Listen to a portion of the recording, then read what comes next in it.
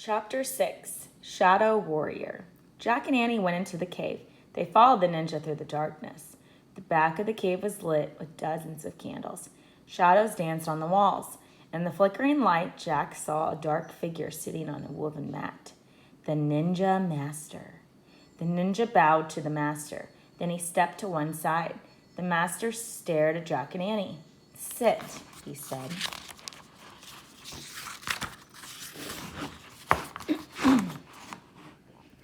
Jack and Annie sat on the cold, hard floor. Squeak! The mouse poked its head out of Annie's pouch. "It's okay, Peanut," said Annie. The master stared at the mouse for a moment, then looked at Jack. "Who are you?" he asked.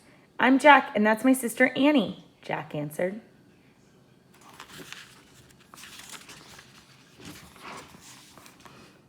"Where do you come from?" the master asked. "Frog Creek, Pennsylvania," Annie answered.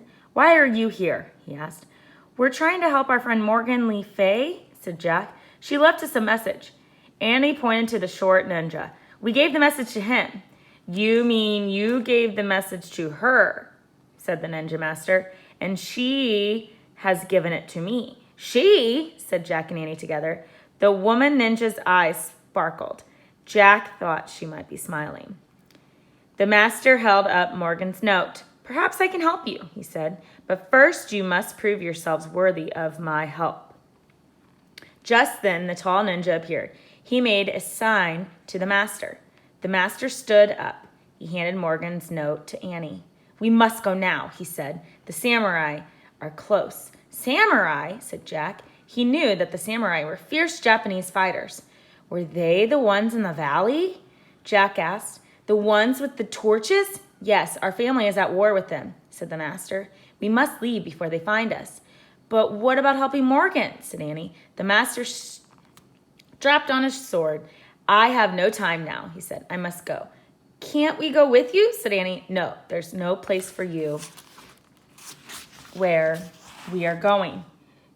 You must find your way back to your house in the trees." "Alone?" said Jack. "Yes, you must go alone, and beware of the samurai." "Why?" said Jack.